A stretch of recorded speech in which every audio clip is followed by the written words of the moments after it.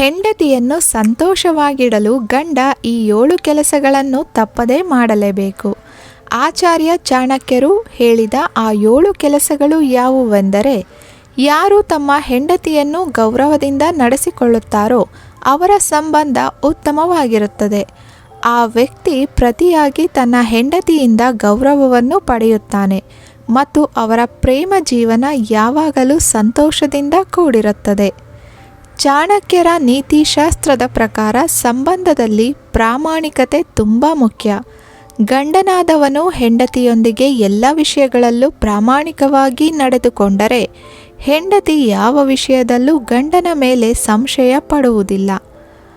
ವೈವಾಹಿಕ ಜೀವನ ಪ್ರೀತಿ ನೆಮ್ಮದಿಯಿಂದ ಕೂಡಿರಬೇಕು ಎಂದರೆ ಅವರ ದೈಹಿಕ ಮತ್ತು ಮಾನಸಿಕ ಸಂತೋಷ ಬಹಳ ಮುಖ್ಯ. ಸಂಗಾತಿಯ ದೈಹಿಕ ಮತ್ತು ಮಾನಸಿಕ ಸಂತೋಷದ ಬಗ್ಗೆ ನೀವು ಗಮನ ಹರಿಸಬೇಕು. ಹೆಂಡತಿಯನ್ನು ಸುರಕ್ಷಿತವಾಗಿ ನೋಡಿಕೊಂಡರೆ ಗಂಡನ ಜೀವನ ಚೆನ್ನಾಗಿರುತ್ತೆ ಎಂದು ಆಚಾರ್ಯ ಚಾಣಕ್ಯರು ಹೇಳುತ್ತಾರೆ. ಏಕೆಂದರೆ ಹೆಂಡತಿಯು ತನ್ನ ಗಂಡ ತನ್ನನ್ನು ತನ್ನ ತಂದೆಯಂತೆ ರಕ್ಷಿಸಬೇಕು ಎಂದು ನಿರೀಕ್ಷಿಸುತ್ತಾಳೆ. ಚಾಣಕ್ಯರ ಪ್ರಕಾರ ಪತಿ ಪತ್ನಿಯರು ಪಾಲುದಾರರಾಗಿ ಮಾತ್ರವಲ್ಲದೆ ಸ್ನೇಹಿತರಾಗಿಯೂ ಬದುಕಬೇಕು. ಸಂಗಾತಿಯ ಪ್ರತಿ ಒಳ್ಳೆ ಮಾತು ಮತ್ತು ಕೆಟ್ಟ ಕ್ಷಣಗಳಲ್ಲೂ ಜೊತೆಯಾಗಿ ಇರುವವರು ಮಾತ್ರವೇ ನಿಜವಾದ ಸ್ನೇಹಿತರಾಗುತ್ತಾರೆ. ಹೀಗೆ ಮಾಡುವುದರಿಂದ ಪತಿ ಪತ್ನಿಯರ ಬಾಂಧವ್ಯ ಗಟ್ಟಿಯಾಗಿರುತ್ತದೆ.